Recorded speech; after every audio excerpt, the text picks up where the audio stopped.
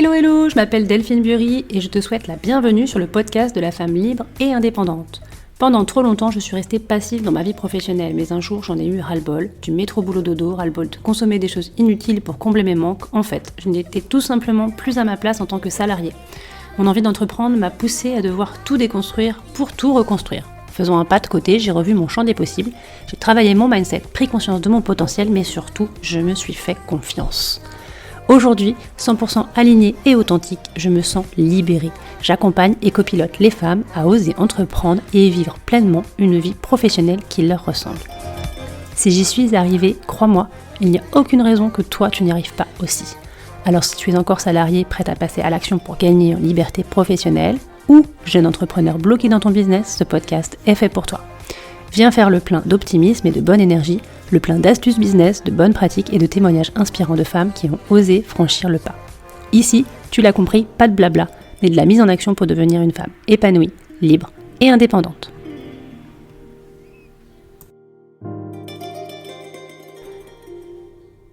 Hello hello à toutes, je vous souhaite la bienvenue sur le nouvel épisode du podcast. Aujourd'hui, on va parler du passage à l'action dans la vie professionnelle et j'avais envie de te donner 5 clés pour que tu arrêtes de procrastiner et que tu fasses en sorte de te lancer. Déjà, la question qu'il est, je pense, important de se poser, c'est pourquoi est-ce que c'est si difficile, finalement, de passer à l'action ?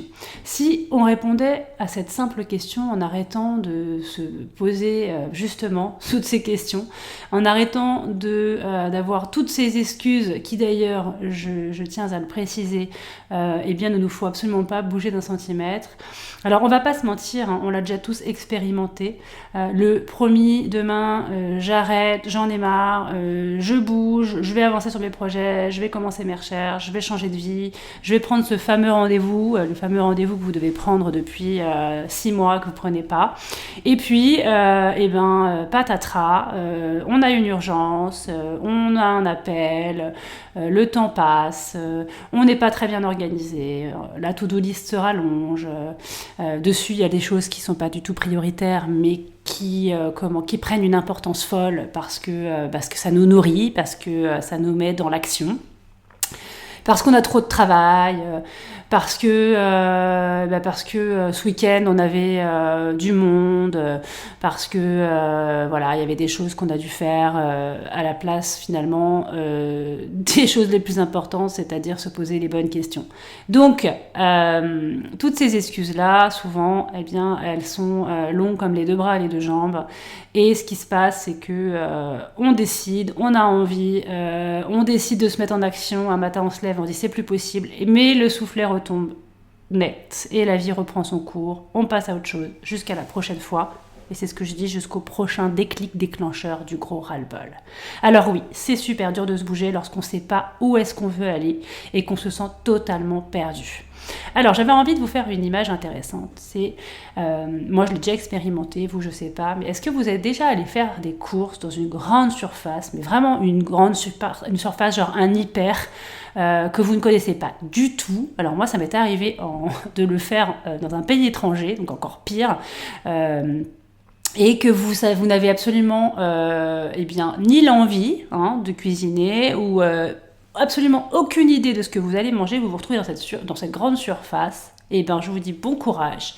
Franchement bon courage, parce que ce que je vous garantis, c'est que vous allez perdre un temps mais incroyable, dépenser certainement dans des choses qui seront inutiles ou alors dans du gaspillage.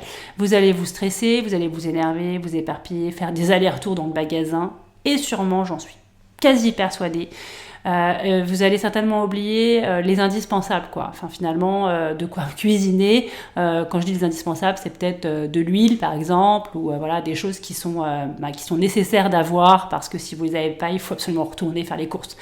Alors, c'est ce que j'appelle ça une action contre-productive, totalement inutile et extrêmement ennuyeuse. C'est-à-dire, partir tous azimuts quand on n'a aucun plan. Alors franchement, dans ces cas-là, est-ce que vous seriez toujours motivé pour aller faire vos courses dans ces conditions ? Eh bien, je ne pense pas. Eh bien, pour la vie professionnelle, c'est exactement la même chose. Souvent, on se pose 10 milliards de questions, on s'ennuie, on n'en peut plus, on est mal payé, on n'est pas reconnu, on a envie de changer, mais on ne change pas. Mais en fait, la première clé que j'avais envie j'avais envie d'expliquer aujourd'hui dans cet épisode, c'est la toute première question qu'il faut se poser quand on a envie de bouger, quand on a envie de changer quelque chose dans sa vie professionnelle, c'est le pourquoi je veux changer de vie professionnelle. Ça paraît très bête, mais tant que ça reste dans la tête, ça restera dans la tête. Voilà. C'est-à-dire que vous n'allez pas avancer. Donc l'idée, en fait, avec cette clé vraiment indispensable, c'est se poser, prendre un petit temps avec vous-même, un petit rendez-vous, et se poser cette question, pas entre deux portes, mais bien cette vraie question du pourquoi je fais ce que je fais et pourquoi je veux arrêter ce que je fais. Donc l'idée, c'est prenez un papier, un crayon et posez-vous 5 minutes, évitez toute distraction, coupez votre téléphone, mettez-vous dans une pièce où vous êtes tout seul et réfléchissez vraiment à votre situation de manière calme et posée. Et écrivez, faites 2 colonnes. Sur la colonne de gauche, pourquoi je fais ce que je fais ?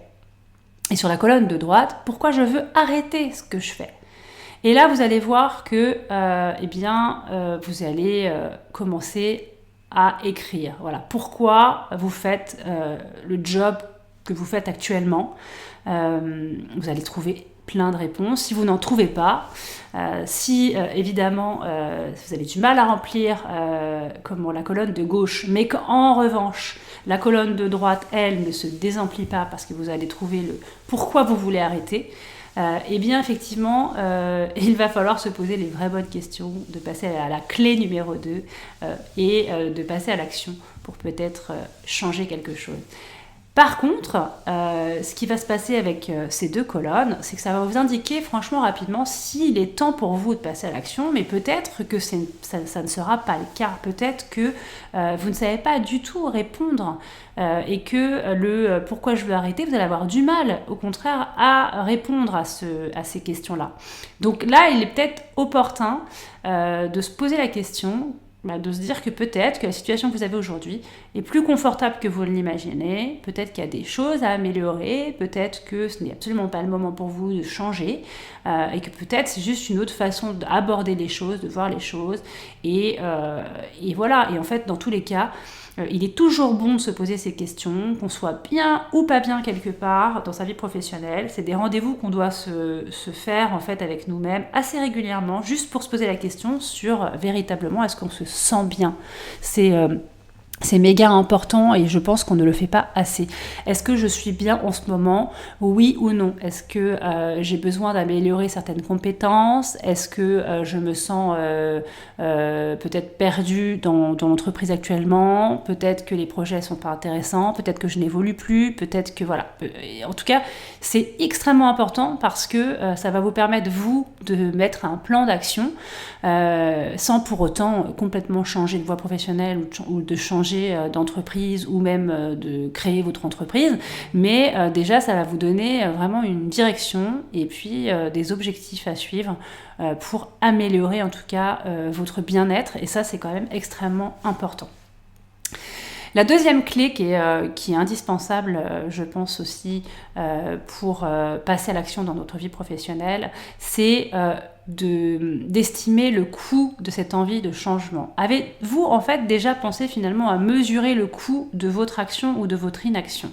Donc en clair, qu'est-ce que ça va vous coûter de changer de vie professionnelle et qu'est-ce que ça va vous coûter de rester comme vous êtes actuellement ? Bien ça, c'est vraiment, j'ai envie de dire, la clé numéro 2. Une fois que vous avez fait votre bilan avec les 2 colonnes pour le pourquoi vous voulez changer de vie professionnelle, et bien vous passez au coût. Voilà. Quel est le coût de mon envie de changement ?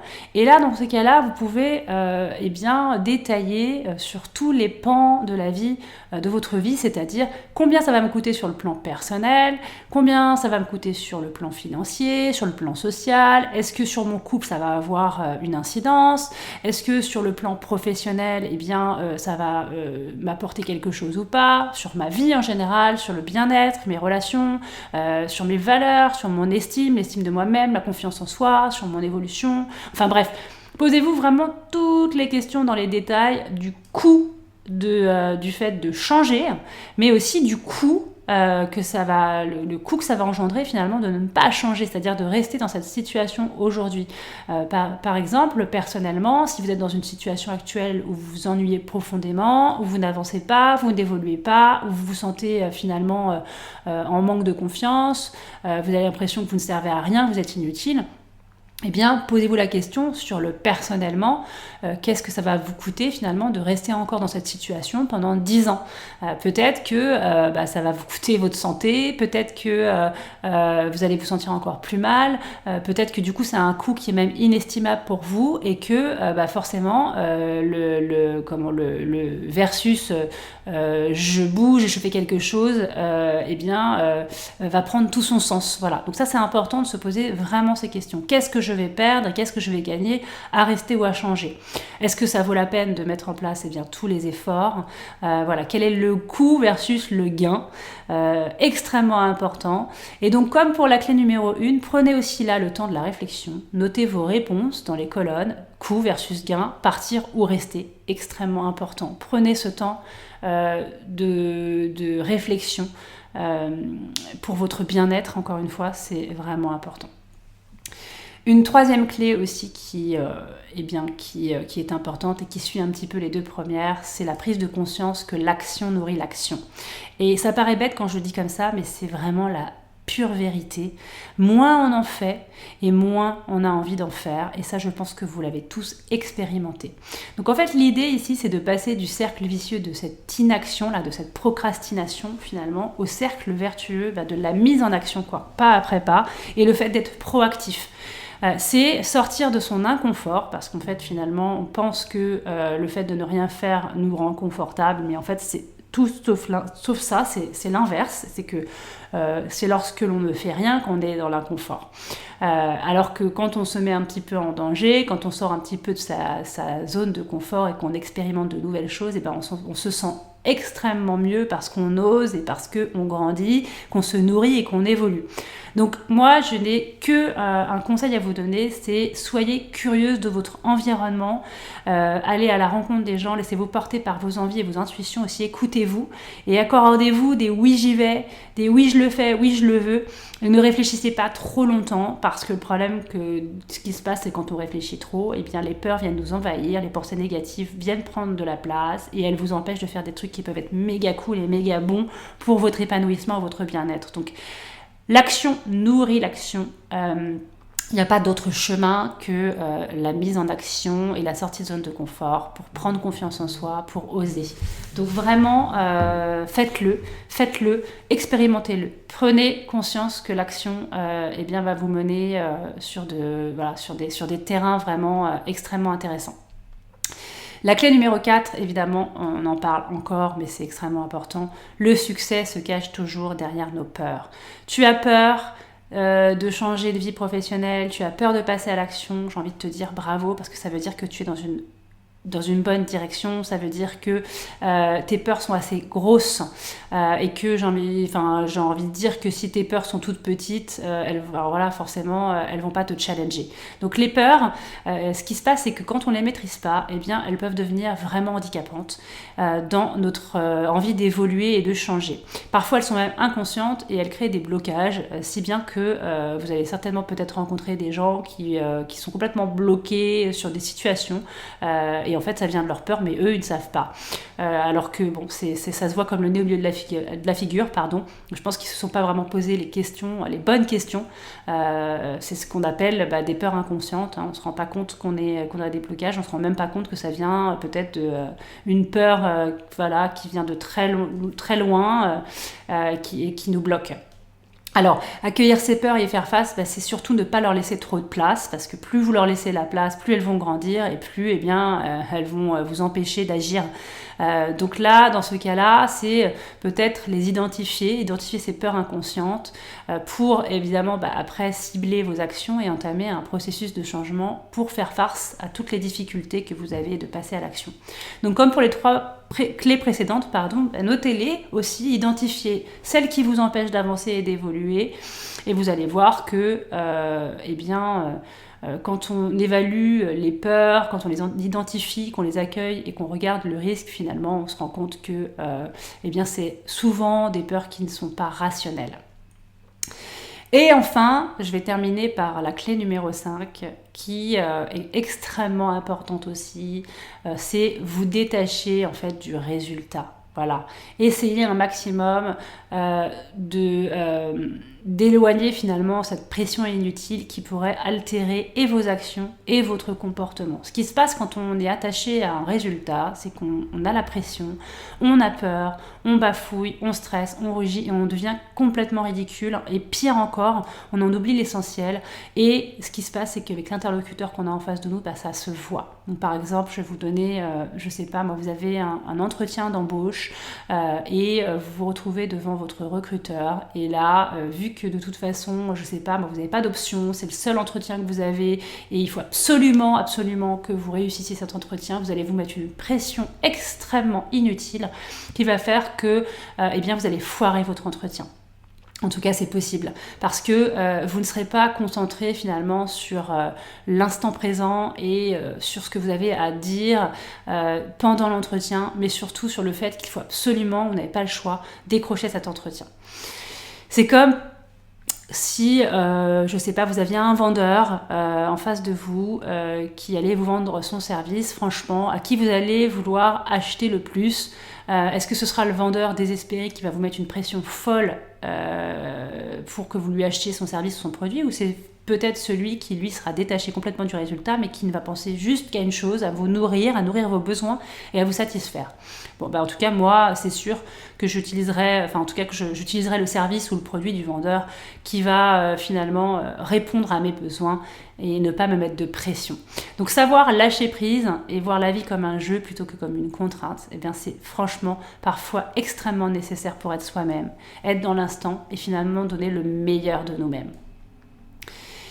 Je le dis souvent quand je suis en coaching, le résultat, ce n'est pas ce qui compte vraiment, mais c'est surtout en fait le chemin qu'on parcourt. Parce qu'au cours du chemin, eh bien, il se passe plein de choses qu'on n'aurait pas imaginées. Donc il faut se laisser surprendre. Et je peux vous dire que vraiment rares sont ceux qui décident d'un chemin, décident d'un résultat et décident d'un endroit qu'ils avaient imaginé.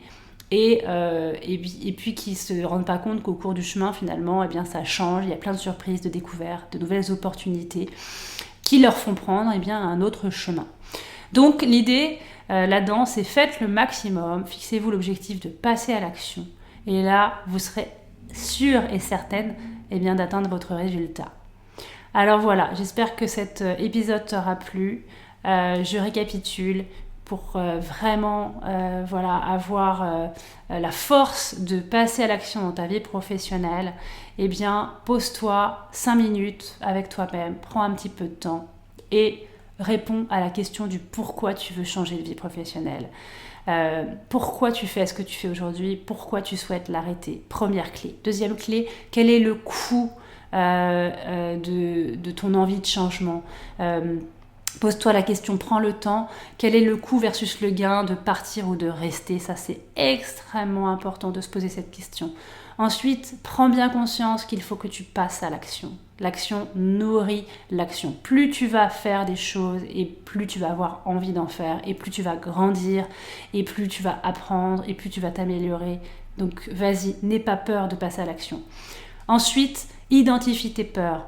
Vraiment important, note-les et prends-les en compte, surtout si elles t'empêchent d'évoluer et d'avancer, et fais en sorte eh bien, de les accueillir et puis de les apaiser, ces peurs. Dis-toi bien que la plupart du temps, elles ne sont pas rationnelles. Elles viennent te titiller et elles viennent te faire peur pour te raconter quelque chose, pour te donner un message. Et dis-toi aussi que plus tu as peur et plus c'est bon signe. Ça veut dire que c'est certainement par là que tu dois aller. Et enfin, la clé numéro 5. Détachez-vous du résultat. Soyez cool, soyez dans l'instant. Arrêtez de vous mettre une pression pour un résultat et quitte à avoir plusieurs options, quitte à avoir plusieurs possibilités pour absolument pas ne se mettre vraiment une pression qui est inutile et qui va altérer vos actions et votre comportement. Voilà, je vous dis à très bientôt, à la semaine prochaine pour un nouvel épisode. Et en attendant, je vous souhaite un très bon week-end. À bientôt, bye bye. J'imagine que si tu as écouté ce podcast, c'est que tu aimes les conseils, que tu souhaites te nourrir pour grandir et gagner en liberté professionnelle. Alors tu peux déjà aller découvrir tous mes programmes sur www.libre-et-indépendant.fr, entièrement dédiés aux femmes qui veulent se réaliser dans leur carrière. Ces programmes, ils vont te permettre de te structurer, d'économiser tes ressources dans des choses qui ne sont pas prioritaires et qui te font perdre du temps, de l'argent et beaucoup d'énergie. Crois-moi, j'ai longtemps cherché et j'aurais adoré y avoir accès lorsque j'étais moi-même en phase de reconversion, mais aussi lorsque j'ai créé mon entreprise.